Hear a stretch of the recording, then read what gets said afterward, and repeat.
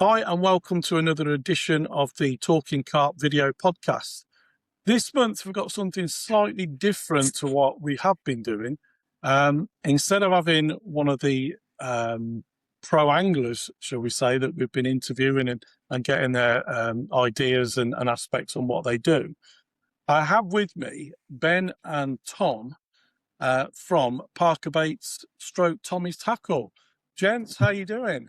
Yeah, good. Very good. well, thank you very much. Thanks for having us on. Appreciate it. Yeah. Nice one. Yeah, excellent. As I say, it's a little bit different for us because it's the first time we've actually had, well, a bait manufacturer and a tackle retailer. So it's quite interesting. So I suppose we'll kick it off with what came first, which was obviously the baits. But just briefly, how did it come about? Was there a moment of clarity when you just thought, I'm going to make my own bait? And then did that just spiral, or was it always the plan to, we're going to be Parker Baits? Do you want to touch on that one? Where do we start? This is crazy. Probably COVID.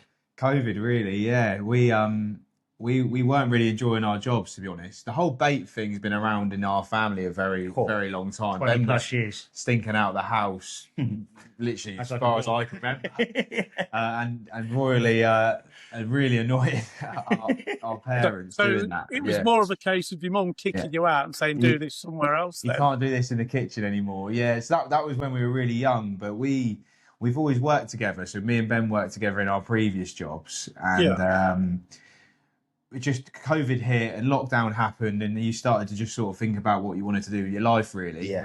We were only getting older, we weren't getting any younger, and we were like, look, we've got to either, maybe if this doesn't work out now, we'll be all right, because we're a bit younger, maybe is probably the way we thought about it. So so we decided to leave our jobs just after lockdown. We were working in theme parks, so it was a really challenging, obviously, time for us, COVID, and working around the different rules and regulations, and we decided to just go for it, really. I actually stayed on at the time to help cover Ben, because obviously Parker Baits at the start was nothing, and it was quite challenging to break through in a market that's really saturated. Let's be honest, it's a hard game, it's a hard one to crack, and so I stayed on, and then I dropped down to part-time hours whilst Ben was doing the social media. Obviously Ben's the cameraman, I'm not I don't mind it, but I'm not overly good at it.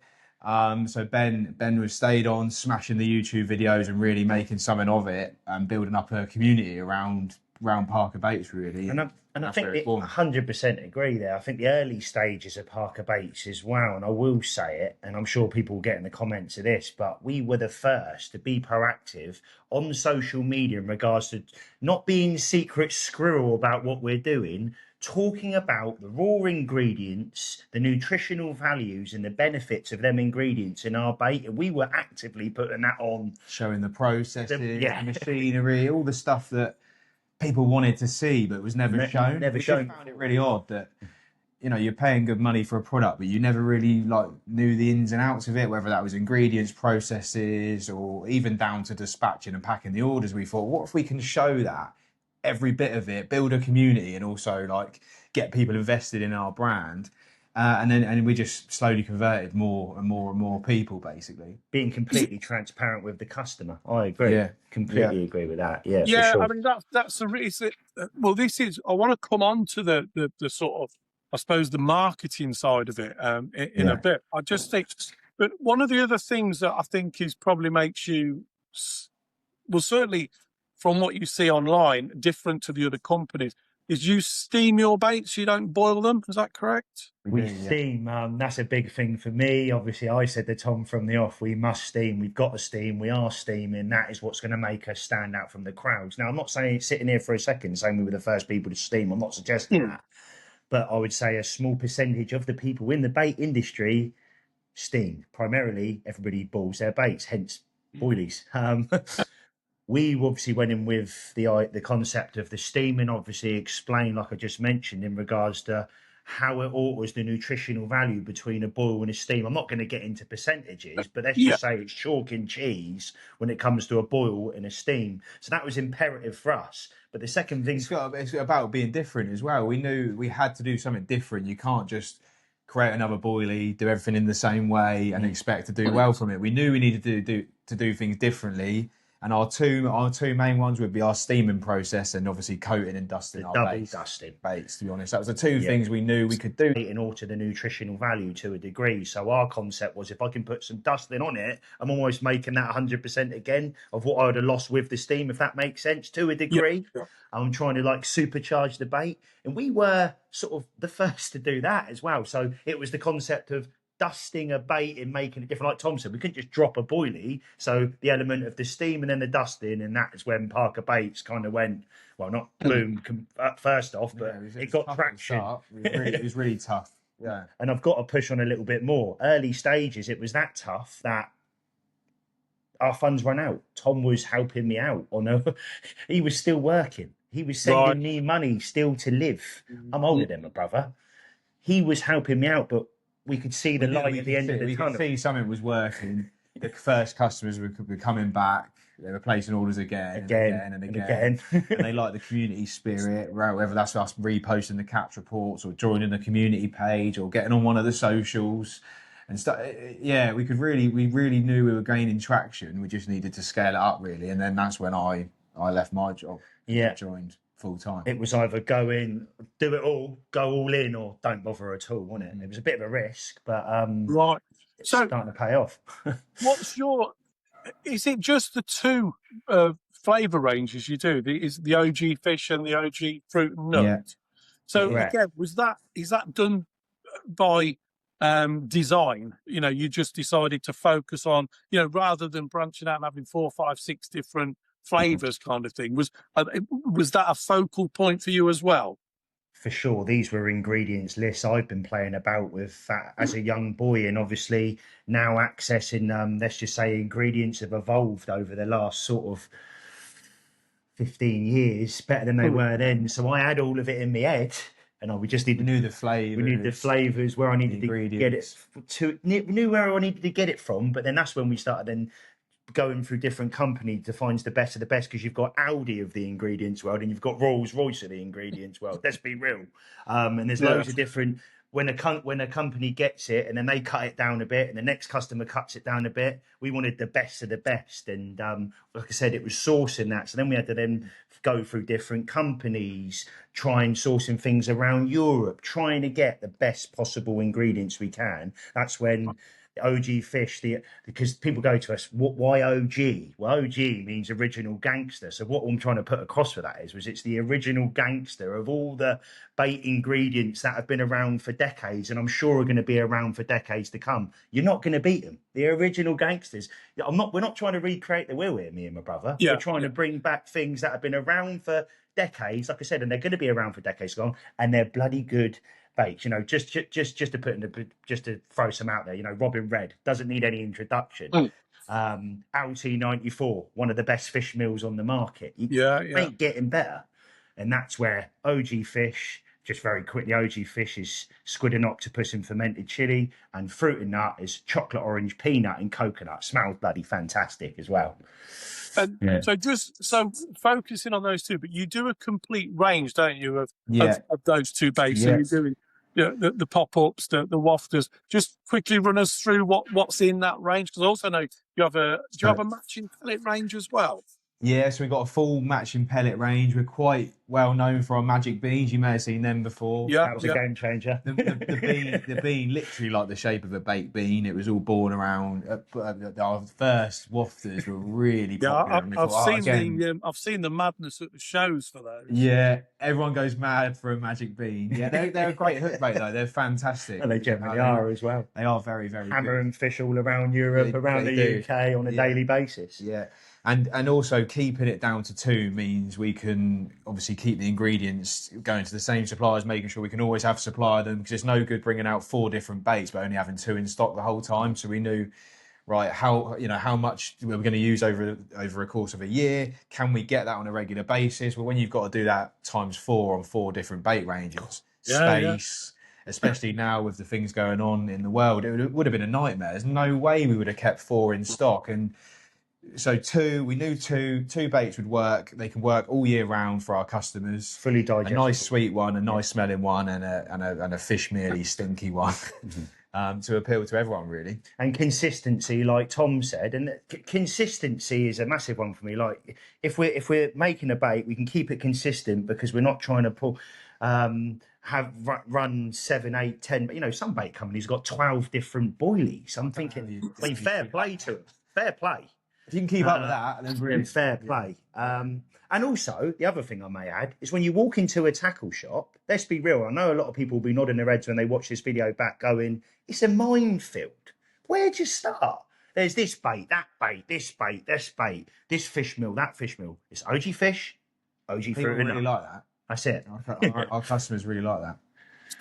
So going back to that then, and you've obviously, the range has been designed for a reason. You're high on the nutritional value of a bait, as opposed to just an attractor that that you could throw in. The transparency around what you do, again, was that a focus from the start when you decided this was going to be a business, or did that just kind of evolve as you were going along? Well, our company was born on YouTube, so a lot of it was really, wasn't it? You going out, it was. Stories on Insta. So the processing, the showing the processes was really from the start. But when we sort of noticed how much our customers enjoyed consuming that content, and actually they were buying into it and buying the products because they could see how it was being made, that's when we were like, actually, we're onto something. Yeah. And then we did sort of really. If you're paying £12.99 a kilo, the least I can do is tell you what's bloody in it, and I want to incite you and tell you, talk you through it, how it's going to benefit your angling and also the fish themselves. That's massive for me. That is obviously brother and the family. Then, so did obviously we'll talk about Tommy's tackle as well, but did the community concept just evolve, or did you kind of, because what's different with you guys is you do videos, and we've talked about the transparency. So there's videos of the bait being made and plenty of videos out there of it being dusted and double dusted and steamed, and you show all that. But what about the actual community side of it? Did that? Is there a reason you do short videos instead of doing, a feature length hour sort of video? Is there a reason that your stuff is it geared specifically around social media? I think that's just the nature of probably now of how people are consuming content. I mean, like the world of TikTok, YouTube Shorts, people don't generally, and I don't know about you, but I don't find myself watching hour-long YouTube videos anymore. No. I just don't. I don't have the time to watch them. So I'm consuming 10, 15, 20-minute videos, but most of the time, what am I doing? I'm scrolling on TikTok, to be honest. So we are just positioning ourselves in a place where our customers are going to be. And we do pick up a lot of the younger audience, also the older audience as well, maybe people that are just coming over to places like TikTok. We want it to be at the top of the game. Do you know what I mean? When it comes to that, I mean that's why one of the reasons I got you on here to talk about it, because influencers are a big thing. Social media influencers came along with social media. You seem to be the first, if you like, influencers on a carp bait as such. And again, did you, was that your clever planning, or did that just grow?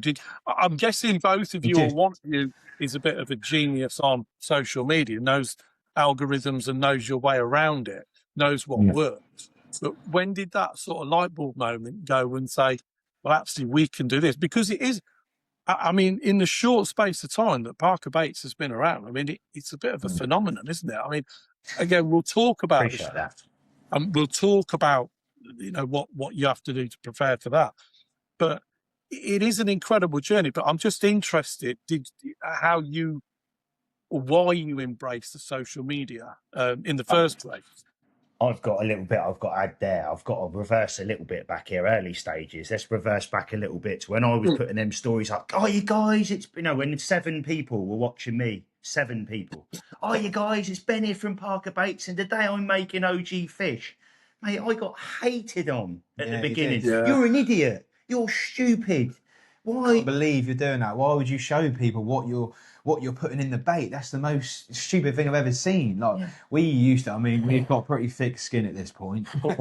Hammered. We did. Hammered. Yeah, grilled every single day. The year, for a year, maybe, I would say that was. And then it started getting less and less and less to the point where, again, I'm not here to criticise him now. And then the industry started doing what we were doing. And you think, oh, maybe that's where the community come from a little bit. Maybe people wanted to maybe get involved in what we were doing, defend maybe what we were doing, and sort of fighting back a little bit against the haters out there, because we did have a lot at the start. We still do now, of course. But yeah, maybe that's a little bit to do with the community there as well, getting behind us. 100%. Supporting us as a family as well. You know, we truly are a family-run business. You probably hear me say that a lot, but when I mean family, I'm talking mum and dad early stages when we couldn't afford staff, because we couldn't afford staff, Tom, could we? They were helping us pack orders.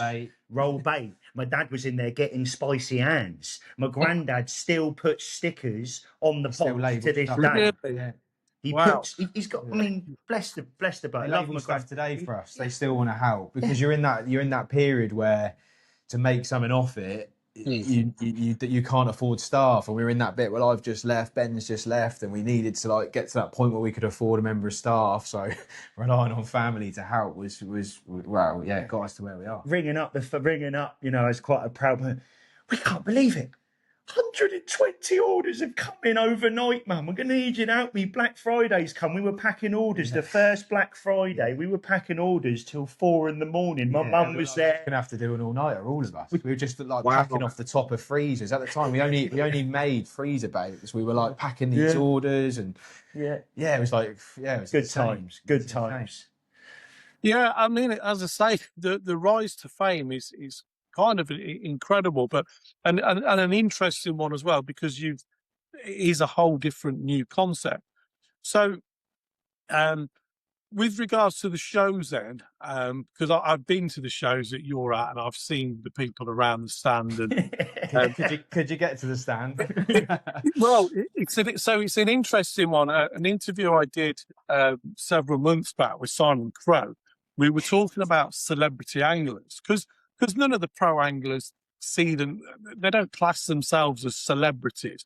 But Simon Crowe said you can tell if they're a celebrity angler by the length of the cue for the photograph.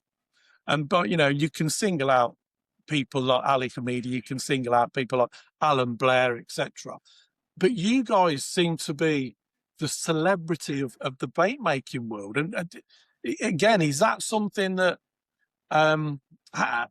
you expected, or is it just something you've had to learn to deal with? Definitely didn't expect. I can't. We not saying definitely not expected. But really appreciated. Hard to digest. It is hard to digest. Yeah, it is crazy. in a good way, to the point where you know, I'm out with a meal with my family and someone can't go, "Oh, yeah, mate, is it possible for a picture?" You know, I'm a normal guy like yourself, Mark. I'm not nothing special. I love my fishing and I'm passionate about my bait and I love my family. And then all of a sudden, you got people coming over. Can I have your autograph? Can I have a picture? Yeah, but all around bait. So it's strange. Back to like what you're saying, it's strange to like for it to be around bait rather than like a community rather than a person. Yeah. Absolutely, and as I say, that's the uniqueness of what you've created in your brand, and I think how you've embraced, because the influencer thing in carp fishing isn't always a good thing. There's lots of people out there that have been fishing for 5 minutes that are telling everybody, you know, what rig they should be using and how to tie it, etc., etc. A lot of that, and that's just to create a profile. Whereas you seem to have created a bait that people want, and I think hype's probably the wrong word, because I don't think you did it on purpose, but the hype around it on social media is incredible. You only have to look at the average views you get. I'm just putting up some, you know, how you roll a boilie. It's absolutely incredible. And I suppose really we should bring in at this point because Tommy's tackled it. So first, how did that actually come about? What made you decide, right, we've got loads of work on, we're doing all this bait, we've got to try and get it up. What we'll do is we'll add to that now. Yeah, And we'll That's create more. Tommy's tackle. yeah, that's What was your first product that you actually put online and sold?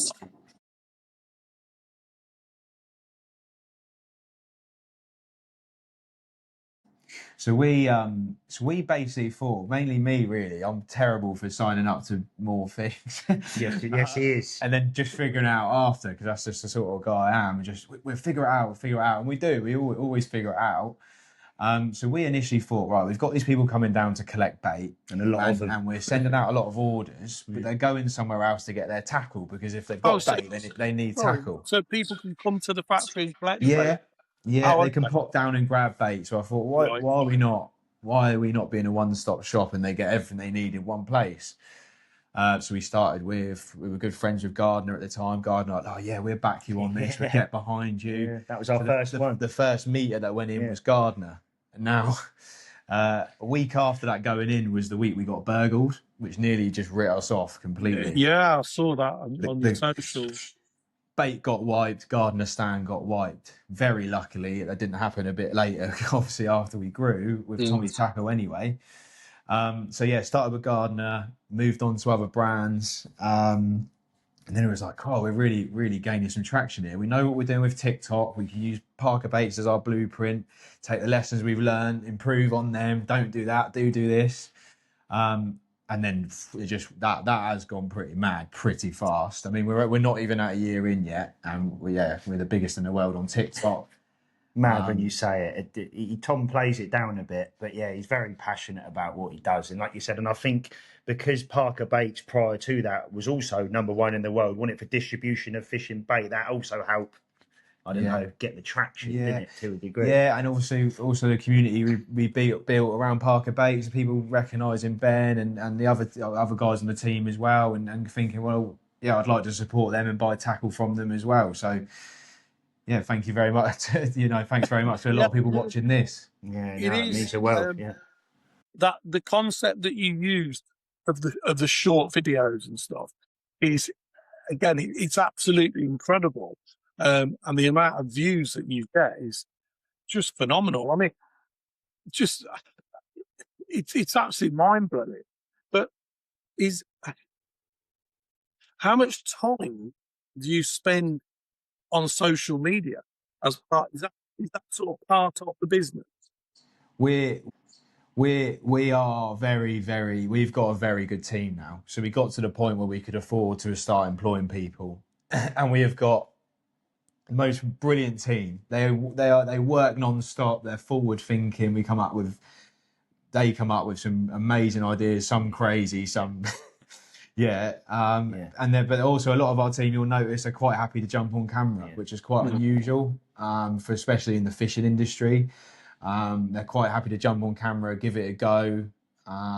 Very passionate as well, aren't they? We've got sort of, I know Tom said team, but obviously me and Tom look at, your likes of all of our staff as family as well. We're all a big family. And we're all very passionate about what we do, and that's a big thing for us. If you're going to be doing this with us, you've got to be as passionate as Tom. You've got to be as passionate about me as about talking about a little sexy ball of goodness. You've got to, or whether that be a pack of hooks or whatever that may be, we've got to be able to put that across as Tommy's, as Parker Baits, and like you said, the team come into play, then the family come into play. But they're all very willing, aren't they, to jump on the camera. Christ, Ian at the beginning of stages, Isaac at the beginning stage was scared of the camera. Now you can't shut them up. They're like, here we go. Welcome, guys. We're here again today. Yeah, I mean, that's something that's very noticeable on the videos you do. I mean, everyone's kind of passionate, I suppose. Excitable is another word, isn't it? But yeah, they're sort of, the passion is there. Is that something that you particularly look for in the guys, or is that just something they've learned to do, to bring out themselves? I think the camera bit they've learned, but but we generally try to. A lot of them are previous friends, people we've worked with, people that For years, Ben so- spent time with on the bank. Yeah. So we sort of did know who, you know, but they have come on leaps and bounds because obviously anyone that you might know that you might think's really good, as soon as you pick up a camera, it's pretty difficult. It's very hard. It's very, very difficult. And I think very niche in what we do, because what I can't do, Tom can do, but there's things that, but then also Ian will be better at things than maybe Isaac, but then Isaac will be better than Ian at other things. But then could they do what Theo does when it comes to bait production? No, they couldn't. Right. Could they pack like Neil does? No. We've got our team is very good at niche, very certain things. For sure. And willing to work hours beyond the sun. You know, if we sit there overnight, this week, I think, this week definitely we will fulfill over 2,000 orders. Last week, over 7 ton of bait went out, and we've done in excess of 2,000 orders. I mean, it's nearly 3,000 this week, actually. Sorry, there you go. I'm well out. Yeah. Wow. It's a lot of orders, and that takes a lot of graft and a lot of deliveries, a lot of ordering, a lot of all the social media. Some days we'll upload between both platforms maybe 12 videos a day on social media, short videos, plus a YouTube video every week. I don't think there's anyone in the industry putting the amount of content up that we are. I don't think so. Maybe I'm wrong, but I don't think there is. Not to that extent, but every single day, 7 to 12 every single day. Not a day off on bank holidays. Not Sunday comes and you go, you know what, it's Sunday, I'm going to give it a rest because I don't work on a Sunday. No, them videos, they go up every single day, 7 days a week, 365 days a year. 100%. Yeah. When you look at some of the bigger manufacturers, not just in bait but other fishing products, you know, they have social media teams. You know, they have people, and you guys are just kind of jumped in and I think shown everybody else the way, haven't you? Shown it is possible, but it's much more than with your staff than an employer-employee relationship. It's a real commitment to the brand, isn't it? Yeah, it is. I think this is a great opportunity. I know people have got teams, but be rude if I didn't mention Steve. Now, Steve, and also we work alongside Brad as well. Now, there's 2 people that help us massively with our social medias. Without them, Parker Bates probably wouldn't be what it is today. You got Steve who work every hour under the sun when he does sports as a family, or he looks at it as his family-run business. You won't ever see Steve on camera, but he does all the editing. He will do the shorts. He will make sure things are scheduled. He will make sure the descriptions are right on YouTube, the hashtags, checking algorithms on a daily basis, because that changed, particularly the YouTube, that's changing every bloody week. So it's making sure that Steve's on it and he's making sure that we're doing it. That's not me, that's not Tom. We've got other things we need to be doing. That's when Steve comes into play. So like I said, it'd be rude if I didn't bring the other members that are maybe not in the front of the camera, but an asset, a part of the family like no other. You like to Steve, my good friend Brad, and you know, we can't do it without our team around us, for sure. We do Tommy's tackle bit. I mean, you've already mentioned there, you've touched on the amount of orders. You've said 3,000 orders this week are going out. So how have you made the decision what you're going to stock and sell and promote? Because the companies that you're selling their brands for, the company brands that you're selling must be pretty grateful for the advertising you do on their behalf. So how do you choose it? I'll be honest, we do tend to work with the brands more closely that do like to work with us and appreciate the level of content we're producing, because it does help companies put them on the map, if I'm honest, a little bit more. We certainly do our bit in terms of creating media for them that they can maybe post on their own channels, but also sell a lot of products that maybe other companies aren't selling because of the way we market it. Very TikTok-y products and stuff like that. I think that Tom just said that, a TikTok-y product, something that's not too expensive, that's something that's not £1,000 bivvy for say scenario, but something that I can watch that 20-second video and go, that's going straight in my basket. We've all done it. We've all done it. Yeah, I mean, you know, it's clever marketing. No doubt about that. But yeah, are you Are you looking to expand this brand? Like sorry, not your brand, the range that Tommy Tackle sell. Is that I mean, a supplier's coming to you, I'm guessing. Yeah, we've recently, so that's probably a good thing to touch on now. We've recently bought basically our nearest shop, which was Rover's Tackle, been there 56 years, based on Fair and High Street. We were actually going to move somewhere else, and we thought, God, this is getting expensive. Why don't we approach some local shops? Which we did, managed to get a deal over the line, and we've recently taken over Rover's Tackle and Fairing. But circling back to the question you asked, is that allowed us to then basically expand to all the major brands as well. So we now stock Fox, Corda, well, every account you could possibly. So not only can we pick up the traffic through the TikToky products, we can now offer everywhere. So maybe you're coming to one of our stores. I was just laughing at the TikToky product bit. Yeah. but not only now can you shop for your TikToky products, you can pick up your essentials, your Corda hooks that you love, or your Fox, whatever that you really like. At the same time as buying something you never thought you were going to buy before, but you've maybe seen our marketing and decided to treat yourself. Yeah, I think absolutely. That's another thing where. Sorry, go on. Sorry, go on, Karen, Ben. I think that's another thing where I sort of come into play as well when it comes to obviously putting that into a video, because I'm not attached to any brand at all, am I? I'm not attached to Avid, I'm not attached to Fox, I'm not attached to anyone. So I use a little bit with my angling. I like them hooks, but I don't like their shrink tube, so I want to use that. So what I'm getting at is what I can then use them concepts then and then be passionate about that particular product. I.e., let's talk about ESP multi, the perforated bags. In my eyes, there's nothing better. So if I can then TikToky put that up and then talk about the benefits of it in a great light, then people can go, oh my God, I can tie that like Ben did, or like Tom did, or like Phil did, or one of the members of staff. Yeah. And I think that then comes into play. But I think that's helped massively where I'm not attached to someone, me personally, and I can use a bit of everything from every brand, and that is what I love doing, and that's also good for business as well. Let's be real. Yeah, definitely.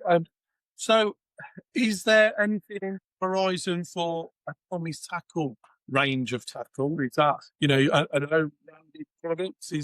I mean, we could talk about the rig tubing, the free fall rig tubing. I mean, that's been absolutely massive for you, hasn't it? It has, yeah. So we've always got on with rigmarole, particularly from the shows. Ben's always loved the free fall tubers. Yeah. When we launched Tommy's, that was going to be one of our first moves. We're like, we have to work with rigmarole, and I mean that just screams TikTok product, doesn't it? Absolutely screams TikTok product. 100%. 100%. And basically, let's put it this way: it can't be manufactured quick enough for how much it can't be manufactured as quick as we can sell it. You go in the shop now, it's nothing. We can't. They just can't. And he's not just saying that. I vouch for Tom. There's nothing they can do. We physically can't get enough rigmarole. We can't. Yeah. The way it's produced is it takes a long time. It's quite niche. We could sell far more rigmarole tubing than it can be produced, basically. Yeah, it's an interesting one. As you say, it kind of lends itself to TikTok videos. I started using. I mean, the product's been around for a good few years. I started using it solidly about 5 years ago, and I've done a couple of videos. My favourite is where you hold both ends of the tube and thread it through a curve. I mean, you can't do that with anything else. But is there so? That's a kind of a unique product and probably, like you say, a TikToky one. I think that's really good. But so, is there anything else that is there going to be Tommy's Tackle hooks and line and hook links or is that kind of mate not in your radar at the moment? Probably not them style of products, but maybe some unique products based around the way we market. Let's probably just say that. Yeah, and the way I fish. I think that's the best. Let's just say there's something real spicy coming. I don't. My brother's already briefed me prior to coming. Don't you say anything about that. He's going. Don't you say nothing about that. But he's right. There will be some Tommy's Tackle bits. There's some bits coming. It's exciting. And also just reversing back a bit there about how you said about the tubing. You know, from our eyes, there's no wall over your eyes and there's no BS with me and Tom. We're selling bloody good products. You know, rigmarole tubing sells not because we're good at marketing. It's a bloody good product. Alongside multiple other products. The Touch Me Up. What a great product that is from One More Cast, and fair play to Ali. He's not recreated the wheel. A sharpener's been there for a long time, but they're good products. So I can't sell poop, if you like. I'm not that guy, and I wouldn't do it if I'm not passionate about it and I don't love the product. And me and Tom and the family don't think that product's good. It's not something we would get behind. Right. So I don't want anybody ever watching us thinking, oh, well, they're just good at what they do. No. If the product's not good, or that's not getting marketed. It's not getting marketed. And if it's not niche and we've not got a good relationship with that business, then it's not going to get. It needs to be right. There's a lot of boxes that need to be ticked. So probably the best way of putting that across. It's not just, oh, that's great, here we go. No, give that a go. Give that a go. You'll see quite a lot of the same products popping up that we do a lot of content on because obviously it's doing well. But obviously we know. Well, you can check out the reviews, like TikTok, for example. It might have sold 3,000. You can scroll through all the reviews. There's loads of hundreds of reviews. So it's quite a. It's a great platform for that because people are very honest in the review section on there as well. Yeah, definitely. So again, the ethos that you have with the bait, with Parker Baits, about the transparency, that kind of transfers into Tommy Tackle because, as you just said, Ben, if you're not passionate about the product, you're not going to spend the time doing even a 20-second video. Yeah, you can tell when someone's doing a video. You can tell whether they're just trying to sell it to you or actually they believe in that product. You can't sell something you don't believe in, or you won't sell very much of it anyway. You won't. No, as I say, I used the word earlier, sort of hype on the video, but you can see it's not. It is passion. It's, and I think that's where your uniqueness and your command of social media. It clearly shows through. So with the shop, then, are you fully open now? Then, and are you mail ordering from there, or do you mail order from the? That's a good question. So the mail orders all go out from our current warehouse. Right. So that stays where it is. So the stock's completely separate for that. So we can just make sure we're providing the best service to our customers for the online side. So nothing drops off there. The shop is completely separate.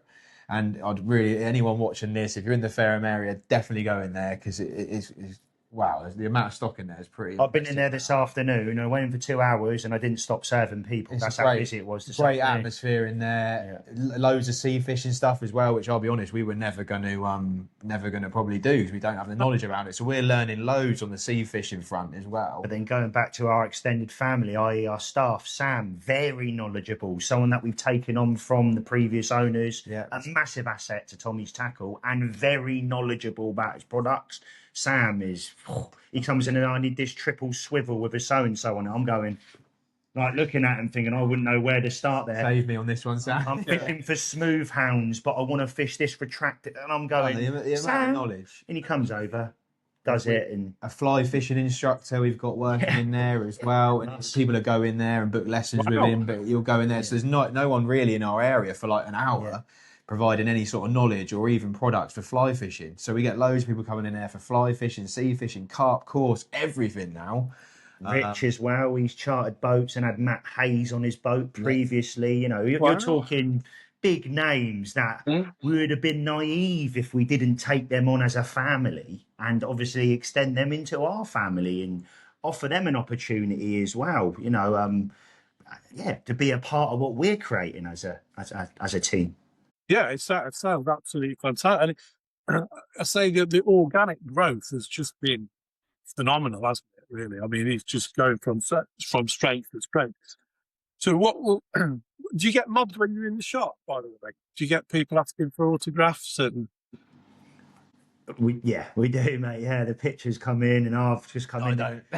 Get a pitch. He says that they don't. Tom signs a lot of autographs at the things. I mean, it's not saying I get off on. I appreciate people loving and supporting our family, but like I said, it almost feels a bit foreign to me because I'm just a normal bloke, mate. I love my fishing, I love making bait, and I love being around my family. I know I keep repeating this, but it's just all a bit. I'm not complaining. I think it's great. I love that, but I'm certainly not doing it for that. I think there's a lot of people that love the fame. If I'm honest, I'd quite happily go fishing, enjoy my fishing, and carry on my life quite happily. But we've done that to ourselves also, which I've got to accept. You know, if I'm putting videos up, we're doing millions of views over the duration of a month. Naturally, who's going to get that? We make the joke with Isaac at the factory. Nipper, someone who come up to me at the Big One show, got a picture, now works for Tommy's Tackle and Parker Baits, primarily Tommy's Tackle now. Now he walks round Sainsbury's, I hate me saying this, he walks round Sainsbury's with a Sharpie just in case anybody asks him for his autograph. And everybody takes the mick out of him. And if you see him, make sure you ask Isaac, can I have your autograph? I goes, what? You can have someone come up to you in the bakery or while you're buying some donuts and ask for your autograph, are you, Isaac? But apparently he does, so fair play to Isaac. So brilliant. And he'll really appreciate you telling that story. Yeah, he's going to hate us for that. But it's really nice to see so many new people coming through the doors at the shop because, like, obviously them guys have been there a long time, like 30 odd years plus between them. They're like, haven't seen him before, haven't seen him before, haven't seen him before. And they go straight in, they go straight to Parker Baits, they skip all the other baits. Sorry, everyone. But they go, and we do still have a bait in there, by the way, not just us. But they go straight over to Parker Baits. So, you know, they're from that community, from obviously the Parker Baits side of it as well. And we love that. I had that joke with the staff at the beginning. They were like, no, I'm not going to mention the brand, but that brand will always sell the most. You're never going to beat that brand. I goes, we'll see. And they turn around now, they go, oh, you bugger. Oh, you bugger. They're too it's quite funny. So, you must get this constantly, but do you have a team as such, a Parker Baits team? And how many people do you get messages from saying, how do I get on a team? Do you want to an ambassador team, is that, yeah? Oh, is that, so that's what you think? Yeah. You have an ambassador team. Go for it, yeah. So our concept was ambassador. Me and Tom always said, I don't think team member. I think there's been this big fad for years where, again, not mentioning any names, companies go, oh, here's a discount code. And then all of a sudden you're a team member of that brand. And then they promote your brand and work off the back of that. That was never our concept. Right. We've got ambassadors. So our ambassadors, again, I know them all by name. I speak to them on a weekly basis. They're in a WhatsApp group, and I've got know them all by phone. You know, I pick up the phone and speak to them. We've got around 40 odd members. We could have about 4,000, probably 40,000. We probably get in excess. Well, I certainly do. I primarily run the Instagram. I see in excess of 100 messages a week just on Instagram, let alone the emails. Facebook, we've had to shut it off because turn it off. We just turn it off because you couldn't really. I'm all for people supporting us, but I can't respond to. There was too many, Mark. And I mean, I'm not exaggerating here. And then you've got other platforms. Then we hit TikTok. You know, you were refreshing in the morning. 497 messages have come in the last 10 hours. How do you deal with that? It's hard. So our concept was have these people, going back to your original question, we've got ambassadors. They're very niche in what they do. Are we looking to expand that? Not really as such. I think the key thing for us is including our customers, you know, building that community around our customers, not getting too caught up on team members, ambassadors. Why can't everyone be part of the Parker Baits family and community? There's that whole thing. I feel like it is slowly dying off, maybe. Maybe it is for us. I agree. But I just don't feel like people should be getting caught up on that. To be honest, 100%. That's what I say to the just buy a bait that you love, enjoy it. Even just and why do you need to love? I don't know. Social media, that is, isn't it? I suppose. Yeah, it is, and it's a natural thing. People want to be part of the thing. They want sponsorship is the thing, isn't it? So I think the difference with you guys, and correct me if I'm wrong, but if I came to you and said, I mean, I don't have a huge following anyway, but pretend I did, and I said to you, well, give me some of your bait and you give it me free, I'll go fishing with it and I'll put it on social media. You don't need that, do you? You just, that one thing that is what people are trying to do. Give me something, I'll promote it on my social media. You're doing it in spades, aren't you? I mean, we all would, obviously there's never enough in terms of social media, but that wouldn't be anything to be, that wouldn't be part of our recruitment process at all. It wouldn't be, the first question I wouldn't ask was how many followers you got on Instagram. The second question would be how many views you get on TikTok. It'd be like, just proper family, sort of, a lot of them are like family guys that are like fishing. Relentless as well. On Posting on social community page, getting involved in the comment sections when someone's got a question, out on the bank. Like our ambassadors, every one of them will tell you a story that they've got some bait off us, and then they've given it to a kid, and they tell us a story where they've given that to someone on the bank, and they've put it on a rod, and they've caught their PB, and it's like they're the sort of people. It's not I get 1 million views a month on TikTok. It's just not part of what we require. I mean, our market. I mean, let's be real as well. I'm not trying to tap into the. Maybe this is wrong to say, the terrier market, the pro angler market, because the reality is that is between 5 and 3% of the business. They're sponsored, so they're not buying bait anyway. Yeah. So I'm not trying to tap into them people. I'm trying to tap into people that are new to fishing. And also, me and Tom want new people coming through, the younger generation, helping them with their mental health and getting them out on the bank. If I didn't have fishing myself, I'd be probably a very ill man. But as a kid, again, fishing helped me get through some very dark places, I would have said. And yeah, it's about trying to get them new generation. That's why at the shows, and I'm going off subject here a little bit, like the kids used to come up, don't they? And they go, "Oh, can I get in the video?" I'm like, "Damn right you can get in the video, mate. Talk me through your PB and how you caught it on a magic bean." "Oh, well, I caught it on a yellow magic bean, and I've had my biggest catfish I've ever caught." That for me and Tom, I can honestly sit there, lay in bed at night and think, that makes me smile. That there is what it's all about for me. Get in whether it's the younger generation, older generation, and we've had a little say in that PB as us, because we've made that bait. Although we didn't catch it, we've had a little say in someone making their day or year, even if it's a massive fish or even a 10-pounder to some people, that might make their year. And we've had a little say in that. And that's exciting for me, particularly. Yeah, I mean, I could just sort of watching you now, you can see how genuine that passion is. It is incredible. As I say, I think you've absolutely mastered social media for the marketing purposes. So in terms of your bait range at the minute, we've asked about the topic tackle expansion. Is there any plans to expand the bait range, or are you happy with where you are at the moment? I'm playing with things in the background and have been for a long period of time.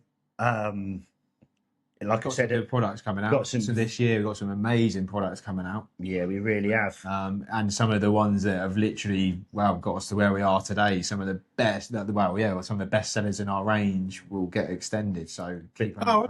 When you've made a Rolls Royce, how do you beat that? So now the next step for me as a bait maker, and obviously Theo, is now to make the Bugatti Veyron of all baits. But that takes time. I know my concept. I've always bringing up my other passion in life is cars. By the way, you probably gathered that by some of the things I'm dropping in. But yeah, that's massive for me, and it's getting something right, going to and from the laboratory, checking them products. It's not just, oh my god, here's a bait, you go and drop it. It needs to be tested, and that's tested by the family, not being tested by people that I can't actually see. I want people to. When Ian comes back or I come back, I'll be like, right, the pressures was this, the temperature was this, the water temperature was this. That's why that didn't work on that particular time, and whatever that may be. Making a product that's viable as well, because with everything going on in the world now, you might find an ingredient this week that you can't get next week. The trouble is now we're not dabbling with 100 kilo a week. We're not that, it's not to our friends anymore at the start. This is, if we roll this product, we're going to need to provide 2 to 3 ton a week across the UK. How are we going to do that? How are we going to manufacture it? How are we going to steam that amount, dry it, bag it? There's so many things to that process that, 15,000 eggs were used last week. It might be 18,000 that I think we're going to use. And then you get something like bird flu. I've got no eggs this week. You're like, You've got no eggs. What do you mean you've got? Well, I have, but they're going to cost you another 50% more. And you're like, well, there goes any money we had in that product, and then you can't run a business like that. So it's tough. I got to say as well, and I know Tom, I know what Tom's getting at, and I will bring this up as well, which is obviously the war going on at the moment. You've got monopropylene. Well, monopropylene stops fermentation and mold, retains moisture. It's odorless and it's tasteless, but it's got no nutritional value, and it basically preserves the bait. Now, 3 weeks ago, how much was that, Tom? For So 1,000 litres, that's just quadrupled in price.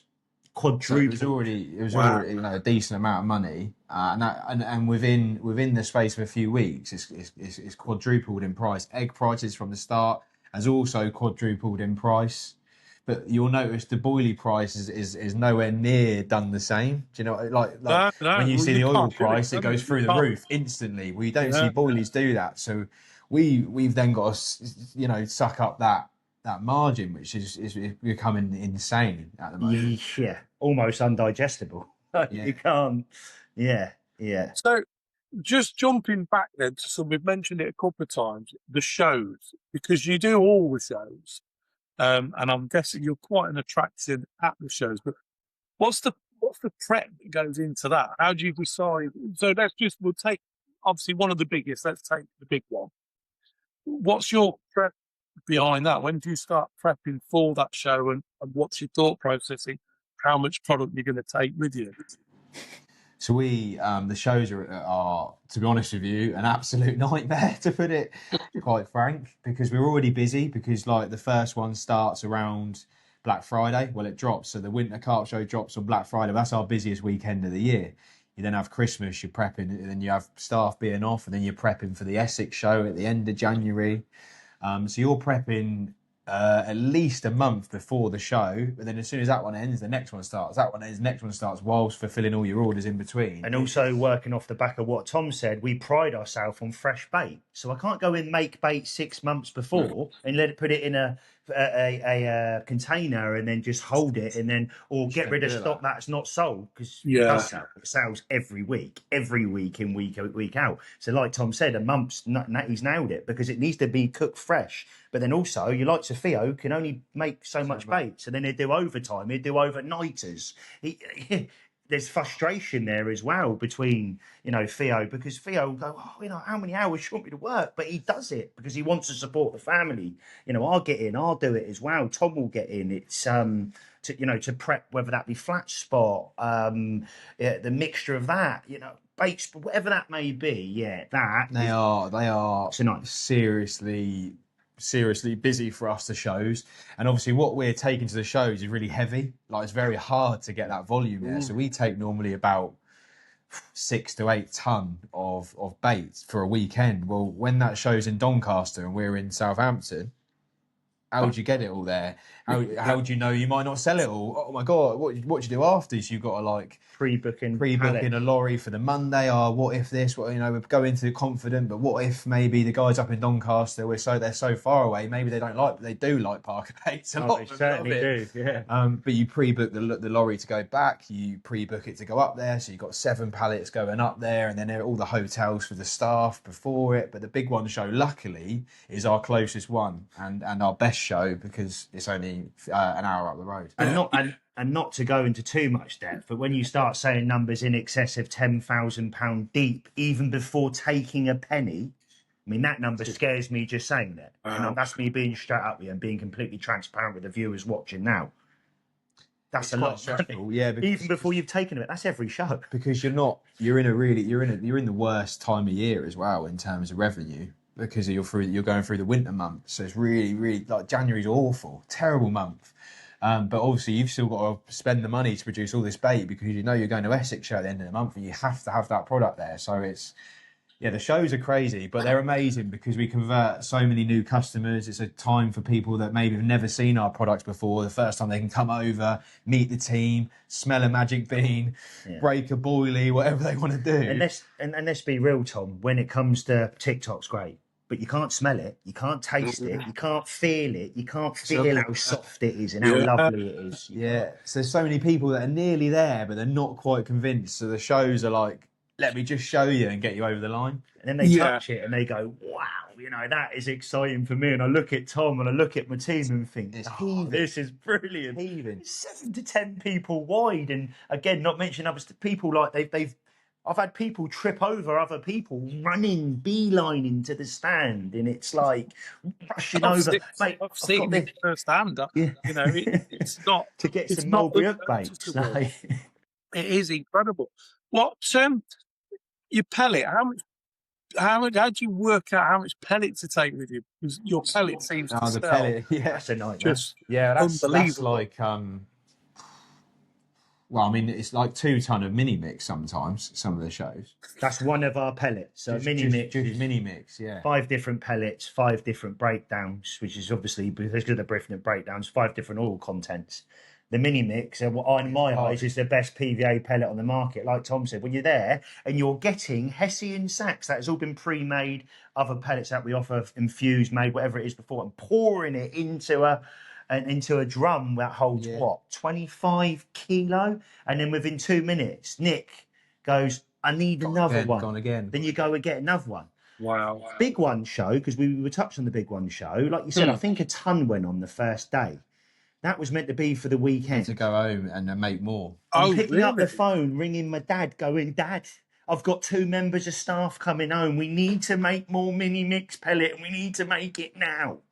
So then them boys will then leave the show earlier, go back, mix the pellet, infuse the pellet if they need to, whatever that may be, put it in bags, pack it. Then we need to entertain in the evening, so we get everybody a nice takeaway, have some nice food, whatever that may be, have a few apple juices, blah, blah, blah. And then go back the next day. The next day we went back with all the stuff we prepped, which I may add was over a ton. That was gone by 2 o'clock. And then me and Thomas out there going, "Why didn't we bring more?" You can never prepare for like moments like that. Wow. And yeah, it's amazing. It's absolutely amazing. You drive home, me and Ben are just talking our way home, like, "Oh my God, how amazing was that?" There's still, you do go there a little bit like, are we going to be as busy? Is the hype? You know, you brought it up a couple of times. Is the hype? Is it a hype? Or is it? You know, I mean, you tell yourself, yeah, you're going to be busy, but are you going to be as busy as the year before? Because we were heaving, and we still are. And the answer is we're getting busier and busier and busier and busier, like you said. And you hear the thing, you hear through the grapevine, that will fizzle off. That will fizz it off. Seen it all before, but there's no fizzling off our end. I can assure you, it's just getting busier and busier. And also, I've got to add this. You know, with our concept, obviously, then we put some of the deals online. So then we're walking back into 1,700 orders on a Monday. And now 10 members of staff or 6 members of staff or whatever have now got to pack them orders, fulfill them after orders. A weekend like that. After a weekend like that. It's hard. So, it's heavy. Wow. Crazy. So with your OGs, which one sells the most? Which one's the most popular? OG Fish. OG Fish. Yeah, OG Fish. It's a great product. Use it all year round, which you can't do with many fish meals. It's got them OG original gangster flavourings, the squid and octopus. It stinks. It's just such a good product. Like you said, fairly digestible. The OG fruit and nut is slightly higher in fat due to the tiger nut meal and the peanut protein. Right. Okay. So although you can catch fish all year round on that bait, from a science point of view, it's actually on paper less digestible through the winter months. But then I kick myself here because I've got ambassadors that are probably going to watch this video and go, "Well, I use fruit and nut. I won't use the fish," and they use the fruit and nut all year round and slay places. Right. Okay. So it's like personal preference. Yeah. You know, it's one of them, isn't it? It's you might have noticed the match the hatch. I don't know if you ever seen like the match the hatch wafters, the ones that match the bait perfectly. So they're up there with the magic beans. They sort of fluctuate week on week, whatever's the best seller. But it's such a unique hook bait. That's our first hook bait we ever done. And another thing that probably got us.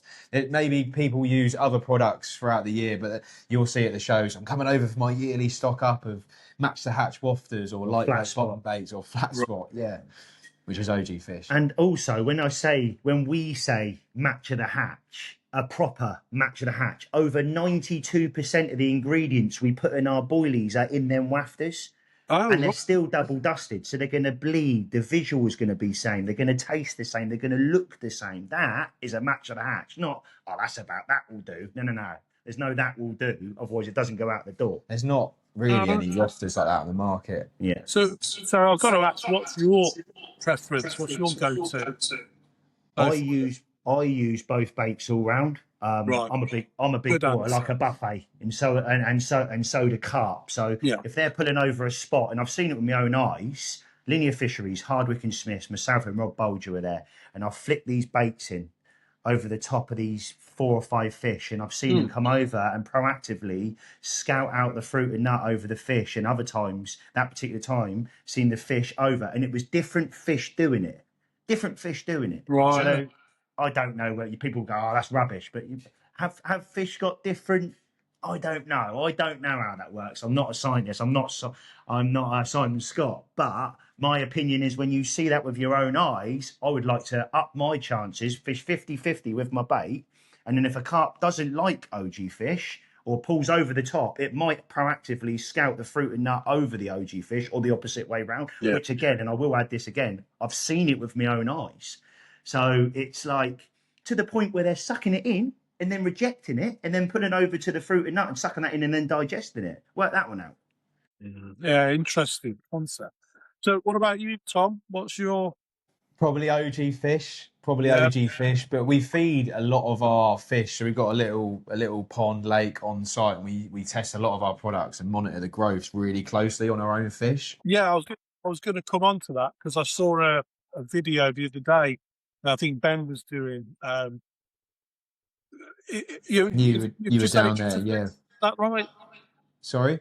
You've just had otter fencing done. That's right, yeah. The otter fence has just gone up, just in case. And yeah, we use a lot of our products on our own lake and get... Yeah, so is that what you do? You fish that and test your products? Yeah, it's just... we've got a small stock of 16 fish. There's 530s in there and some other nice fish. Half acre in size, by the way. Okay. So we've got a small pond, and it's basically for us and the staff and product testing, really. Right. Seeing how a fish gets stimulated by putting GoPros underneath the water, proactively watching fish and seeing how they react to different scenarios, and then grabbing that information and then tweaking our bait early stages. Bearing in mind, the Parker Baits has been live. It will be 6 years this year, but we've had the lake there nearly 15 years now. So I was doing this way back, mate. And obviously not just at our lake, way prior to that, 20 years ago, got my local water and the clearer waters, the gin clear waters, and just really getting into depth of how a fish reacts to different scenarios and different baits. Yeah, it's interesting. I mean, it's nice to have a lake on site, I suppose, so you can test it out and that. But I'm presuming the role of the ambassadors as well is to test any new products and, bait products and things as well. Absolutely, yeah. So we post ideas in the group. Ambassadors get early access to new products as well. Correct, yeah. But we don't generally, we stick with quite a core range of products, like we mentioned before. We're not one of these that just keep bringing out loads of new things. We do specials throughout the year, purely because we wouldn't be able to keep up otherwise. So we do a spring, a Halloween, a Christmas, like bundle, which does really well, and our community love them. We do them in small batches, quite a big batch now, basically. Loads of bundles. We can do it in that one hit. When it's gone, and we can move back to our normal day-to-day stuff, because we just wouldn't be able to keep up. And I think we're the only company that's only ever dropped 2 lines of bait ever in the history of fishing bait, from what I know in the UK, that have just had 2 lines of bait and continually got 2 lines of bait 5 years on and still thriving. Now, what you'll find is, in the bait industry, when someone wants a cash injection, a bait comes up, it goes, oof, they get a massive cash injection, and then it plateaus. Everybody sat there going, well, I don't want to use that bait anymore, because they've got X amount of bait. So then they slowly gravitate over to that other bait that's new. So therefore their revenue is flat. Yeah. Now ours just keeps going like that with 2 baits. My God, if we ever dropped another bait, I think it would break the internet, mate, if I'm honest. Without sounding too big-headed, I really do think it would go off. But one day.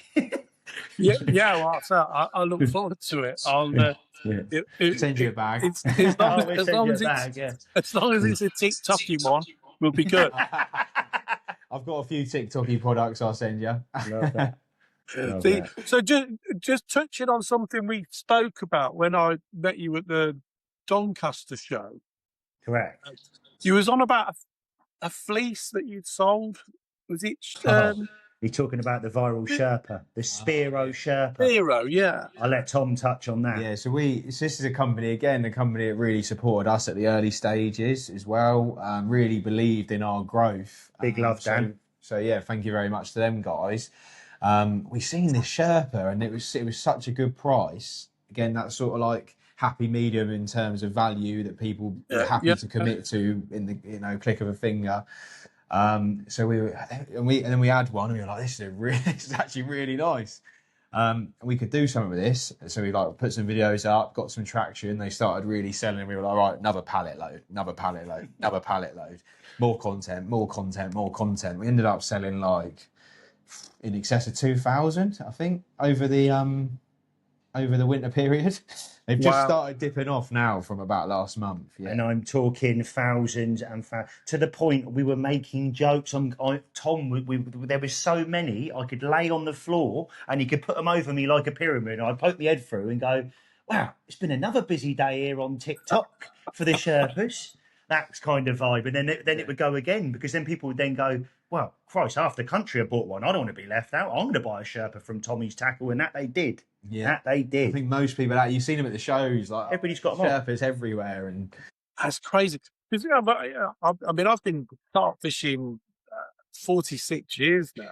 Wow! And obviously, when I wanted new product launches, was in a magazine, and you're looking at a picture and you try and get to the local tackle shop to see if they got it in. And I mean,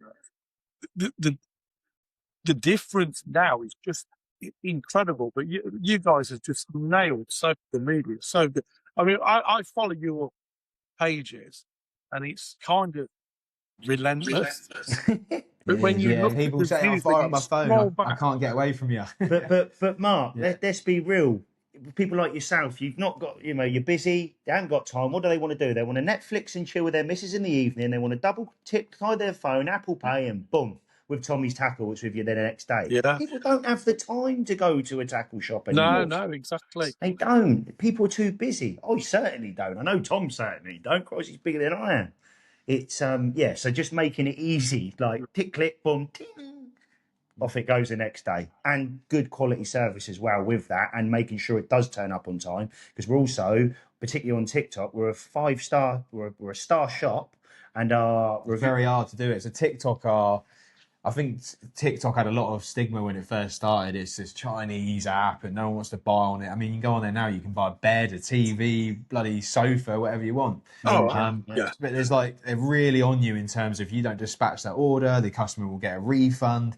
Reviews, they flag stuff up if you're doing stuff wrong. So you've got to, for someone to be doing really well on TikTok and doing it like us, you've got to give TikTok what it requires, which is a lot of time and effort, staff members, making sure you're dispatching things quickly, because you just fail on there, because TikTok go, no, don't want you on the platform, you're not giving our customers what they want, get off, basically. And also other products, Tom, like things like scissors you can't sell on there. What other products can't you sell on there? Catapults, because they are on it, which is interesting. Can't sell. That can't go on there. Then you get penalised for that. But then that's when Steve, I mentioned him at the beginning of the video. Steve can come back into play. All right, we've been flagged here on because someone's reckon we're pushing a product that we shouldn't be pushing on our live, and we've been flagged. So then Steve's got to then fight that and go, no.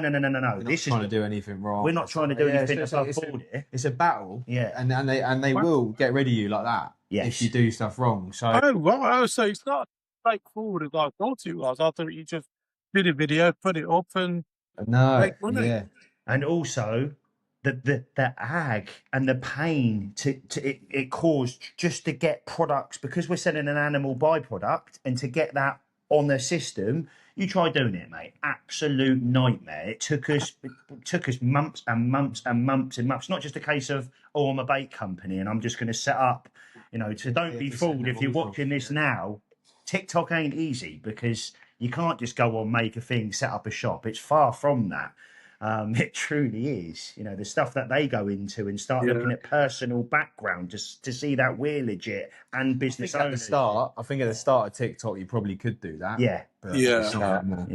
Oh, well, that's really interesting. That's something that I didn't realise. But then, You know, I've only got 300 followers, so I don't worry about it. I'm actually quite new on TikTok myself. I actually went on and put the bizarre thing I found is I put some clips on of interviews I've done with Ian Russell, Rob Hughes, Dean Macy, and they got a couple of hundred views. I put a stupid video that was I didn't know had been taken. It was me walking and pulling my waders out my backside. That's had like 4,000 views. It's like what does that work? It really, yeah. You'll never get your head around that. You can't. No. You drive yourself insane. So all we do is we go, right, well, we'll always upload a certain amount of content. Some will do well, some won't do very well, and some will go absolutely bonkers. But you've got to just keep uploading that content. And it's like we get Brad down, we do something real intimate, you know, putting it in 100 frames per second and then putting floaters over the top and then hitting the water and the water flicking up. You think it would go mental. And then no, I get 2 boilies, I stick them up my nose and go up to the camera like that, and that does 100,000 views. And it's like, Yeah. how? Like, yeah, you can't get your head around it sometimes, can you? It's quite funny in that respect. Yeah, absolutely. But well, whatever you do, you're doing it right, and keep doing it. Yeah, thank you very much. thank Thank you very much to everyone watching as well, because I'm I sure know many of you. it took a bit of time to get you both together as well. You're so busy. Yeah. I really appreciate the time, and it's been great. I just I was fascinated from a personal perspective of how you just so nailed on with social media, and just the brand is just so out there, and you're excited about it, and you can see the excitement of everybody else when they're at the shows. It's a genuine thing. So, yeah, well done for that. Thank you. Thank you very much. And I just want to mention there that we wouldn't be where we are without our family and our staff. You know, supporting our staff are absolutely brilliant, and we would not be anywhere. It's not just us at all. No. It's us two sat on camera now, but our team. Are incredible. I shut people down at the show. What you've done, Ben, I said, I've got to disagree with you. It's not what I've done. It's what me and my family have created of why we've got the traction we have. So Tom's not the nail on the head there for me. 100% agree. But also, we didn't mention the community around people supporting us as a family. You know, the millions of views we get a month. That's because of you guys maybe watching this right now has made us sort of flourish and get to where we are today. And we're not where we want to be, by the way, because we're going to keep going until we get to the top. Brilliant. Well, maybe then an idea would be to supply all the staff and family with Sharpies. So you never know, do you? You won't catch me in Sainsbury's with a Sharpie. Nor me either. No. Yes, we'll wait for the Parker Bates and the Tommy's Tackle Sharpies to come out. Yeah, there you go. Now available at Tommy's Tackle. Just smash that link below and get yours, sir. Brilliant. Guys, thank you very much. It's been absolutely fantastic. And hopefully we'll do this conversation again in 6 months' time and see where you both are then. That'd be cool. I'd like that. Mark, pleasure, mate. And obviously I love what you're doing as well, mate, and also giving us some exposure as well. I know we get views, but any exposure, and like what you're doing, I love how you've this has gone. I think it's been great, and I love your concept of obviously the pro angle. I think it's great, mate. Big love to you and massive respect for what you're doing as well. And if you haven't already, guys, make sure you smash the subscribe button so you don't miss any videos going forward for Mark. Yeah, thank you very much, guys, and I'll catch up soon. Big love, mate. See you soon.